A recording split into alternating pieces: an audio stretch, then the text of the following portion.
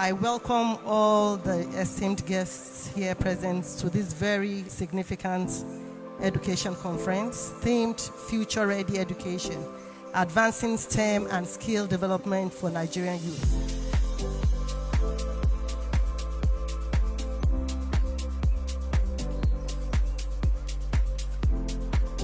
Inclusive education is not just a program. It is a core value and fundamental human right.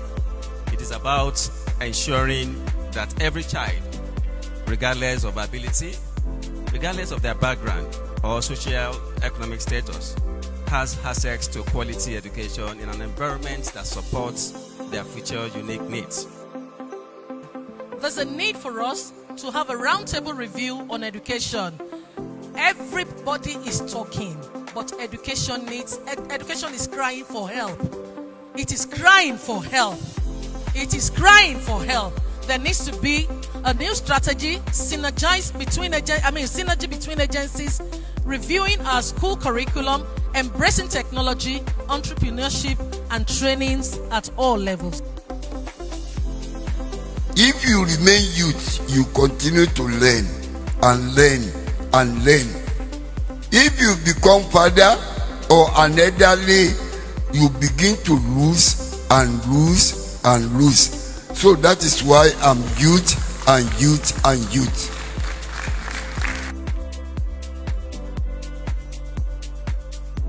We need to think in our culture, our tradition, and be able to translate those cultures, those traditions to better values for the purpose of a future that we desire. Some students learn by reading, some learn by watching, some learn by listening, and all of them learn by practicing.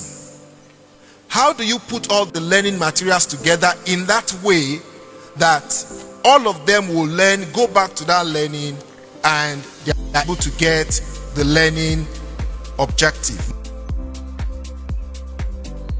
I'm really grateful for us having this inaugural STEAM conference here in Kwara State, education conference here in Kwara State. It's a conference that is focused on future-ready education. How do we make sure that we empower the youth of Kwara with the skills that they need for the future, with skills that will make them globally competitive? That's what this was about. So we brought experts from all over the world. You heard Mr. Bamiboya from Canada. We brought experts from Abuja, Mr. Nuruddin Lawal. Also the SA Education from Ogun State. Too numerous to mention. The Mastercard Fellow, Mrs. Tejo Shaw. And then, of course, our own stakeholders here in Kwara, the PS, the Commissioner for Education, also other commissioners here, all pitching in, all putting in a word, sounding the alarm that this is something that's very important, very critical for us to talk about. How do we infuse these STEAM skills for our youth over and over and over? Skills like collaboration, creativity, creative thinking, and communication. Very, very key.